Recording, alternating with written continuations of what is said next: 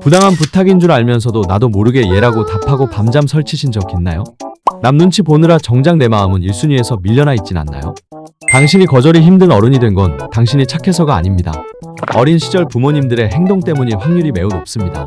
내 아이만큼은 남 눈치 보느라 인생 낭비하지 않길 원하신다면 오늘 딱 3가지만 기억하세요. 상황 하나를 드리겠습니다. 마트 한복판에서 아이가 장난감을 사달라고 드러누워 울고 있습니다. 주변 사람들의 시선이 꽂히는 이때 당신의 첫 마디는 무엇인가요? 1.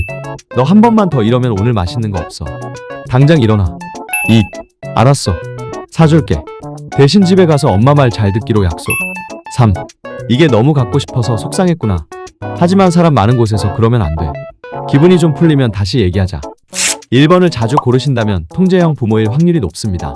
아이를 바르게 키우고 싶은 마음에 처벌과 죄책감이라는 당근과 채찍을 사용하죠. 하지만 이런 환경에서 자란 아이는 늘 부모의 높은 기대치에 도달하지 못할까봐 불안해합니다. 이 아이들이 성인이 되면 어떻게 될까요? 타인의 인정에 목매는 가면 쓴 완벽주의자가 되거나 칭찬받지 못하면 내 가치가 없다고 믿는 눈치 보는 어른이 되기 쉽습니다. 2번을 고르셨다면 허영형 부모입니다. 갈등이 싫어서 혹은 아이가 상처받을까봐 모든 응석을 다 받아주죠. 아이 입장에선 당장 행복할지 모르지만 세상이 내 마음대로 된다는 착각 속에 갇힙니다. 이런 아이들은 성인이 되어 사회의 선과 바운더리를 이해하지 못해 사람들과 자주 충돌하거나 작은 시련에도 유리처럼 쉽게 깨지는 정서적 미성숙 상태에 머물게 됩니다. 가장 이상적인 3번, 마음 중심형 부모입니다. 감정은 무한히 수용하되 행동의 경계는 단호하게 긋습니다. 아이는 나는 사랑받을 가치가 있다 는 확신과 동시에 세상엔 지켜야 할 규칙이 있다 는 것을 스스로 배웁니다. 이렇게 자란 아이는 자존감과 회복 탄력성이 높은 진짜 독립적인 성인으로 성장합니다. 하지만 진짜 문제는 지금부터입니다. 우리가 마음 중심형이 되고 싶어도 안 되는 결정적인 이유가 있거든요. 어떻게 마음 중심형 부모가 될까? 세계적인 경영학자 스티븐 코비는 인간관계의 본질을 감정 계좌라는 개념으로 설명했습니다. 은행 계좌에 돈을 예금하고 인출하듯 우리와 아이 사이에도 신뢰의 잔고가 쌓이는 통장이 존재한다는 것이죠. 스티븐 코비는 상대방을 이해하는 것이 가장 큰 예금이라고 말합니다. 아이를 이해하는 가장 빠른 방법은 아이를 우리 집의 당당한 구성원으로 인정해 주는 것입니다. 이 사진은 어디에 걸면 좋을까? 마트에서 어떤 간식을 고를까? 사소한 사안이라도 아이의 의견을 묻고 결정에 참여시켜 보세요. 아이는 자신이 존중받는다는 강한 확신을 얻으며 감정 계좌의 잔고는 급격히 쌓이기 시작합니다. 스스로를 중요한 사람이라고 느끼는 아이는 결코 엇나가지 않습니다. 아이들이 놀아달라고 조르는 것은 사실 내 계좌에 관심을 예금해달라 는 신호입니다. 이때 잠깐만 이라고 말하는 것은 예고 없는 인출과 같습니다. 스티븐 코비가 강조한 친절과 예의는 거창한 게 아닙니다. 아이가 말을 걸 때 하던 일을 멈추고 3분만 온전히 아이의 관객이 되어주는 것. 그래, 알았어. 어떤 놀이 할까? 라고 말해주는 그 짧은 순간이 아이의 평생을 지탱할 든든한 자산이 됩니다. 많은 부모가 아이를 돕고 싶어 곧장 해결책을 제시합니다. 하지만 지나친 개입은 아이의 자율성을 인출해가는 통제가 되기 쉽습니다. 사랑한다면 아이가 스스로 겪어낼 몫을 남겨두세요. 부모가 모든 문제를 대신 풀어줄 때 아이는 무력감을 배웁니다. 스티븐 코비의 조언처럼 아이를 한 인격체로 믿고 기다려주는 것. 그것이 가장 높은 이유를 보장하는 최고의 예금입니다. 이 문제의 주인은 누구인가?